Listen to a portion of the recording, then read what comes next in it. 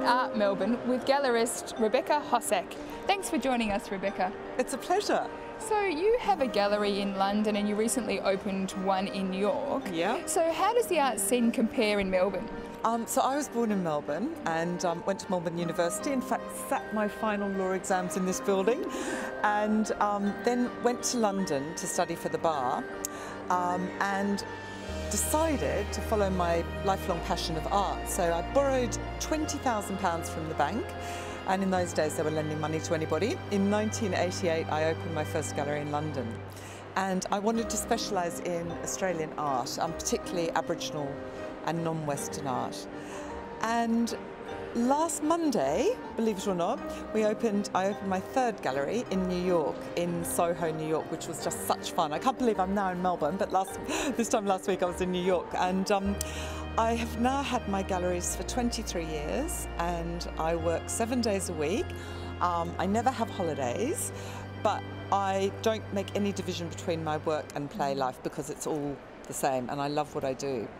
When you have the passion, it doesn't feel like work. It's not work at all. I mean, people say, oh, you're the hardest working person I know. I don't think I work at all. I just have a brilliant time every day. And do you think that there is different art taste in different places in the world, for example, Melbourne or New York or London? It's very, very interesting, the taste in Europe as opposed to Britain, as opposed to America, and even as opposed to different parts of America. Like New York is much more cosmopolitan, whereas Santa Fe or even, well, Toronto is a completely different take on art. And it's very interesting getting people's reaction to the art here in Melbourne. And what do you think the taste has been, or in Melbourne, what do they buy? Well, people are really loving our art. They're saying that it's very unusual. They're saying it's very humorous. It's very different from anything they've seen before. I believe that humour is an undervalued quality in art. People think they have to paint skulls and write about death and all that nonsense. This is a wonderful female painter called Anne Middleton, who is also an Australian girl, and I think, you know, really wonderful. She wants to paint everything in the world, and this is a very interesting case. This bear is by an English artist called Karen Nicol, and she was about 57, 58 years old, and she had no confidence at all. And I went to her, she was a teacher at the Royal College of Art, and I said, listen, Karen, I think you've got an incredible amount of talent. You should become an artist. She went, no, I'm not an artist. I'm not an artist. I just sew things. And I said, no, you are. And she used to embroider jumpers and skirts. And I said, you are. I said, think big. What do you love? And she said, I love polar bears. So she embroidered this polar bear, and she embroidered all this gold, and she cut all this net. And we showed it 6 months ago. We launched her in London, and it was just wow. She just took, and last week in America, people were just raving about her. So it's very exciting. And how do you choose the artists that you represent?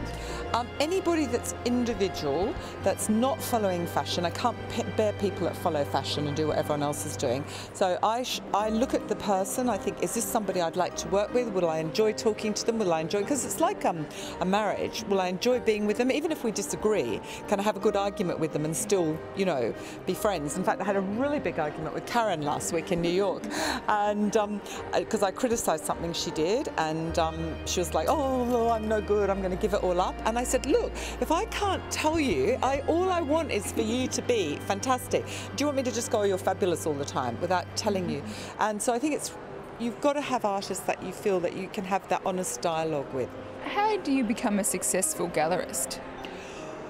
Well, I give a lot of lectures and on how I started my career and all that stuff, and I say I can give this lecture in 4 letters, and everyone goes, and I go LOVE, love, because if you love it and you work hard and you work really, really hard, it will work. And it's not about the glamour, it's not about parties, it's about just making something happen, bringing people together. I love selling pictures to people. I just love it. It makes me so happy. And what would you suggest someone buy, or how would they, if they don't know anything about art, but they would like to invest in some art, for example, and start a collection? Well, I think that's a very good thing to go to an art fair, because you get all the dealers there, and they're actually very knowledgeable, and they're really happy to share their knowledge. And what are the key things to look at? Well, it's kind of hard to explain, but it is just looking and looking. Look how something's made, look at the technique. Is it beautifully made or is it sloppy? Does it look like something you've seen before? Maybe it's a bit derivative then. Is it something that you're going to get tired of if you keep looking at it? Maybe think about it, don't buy immediately, go home, think about it, see if you wake up still thinking about it, and see if it says something to you, and not intellectually, from your heart, from here. Thank you so much for talking with us, and congratulations on your new art gallery. And I know. It's very, very exciting. Yeah, and it's lovely to be back here in Melbourne too. It's really cool. Thank you so much. Inspiring. Thank you. Thank you. And until next time, be inspired.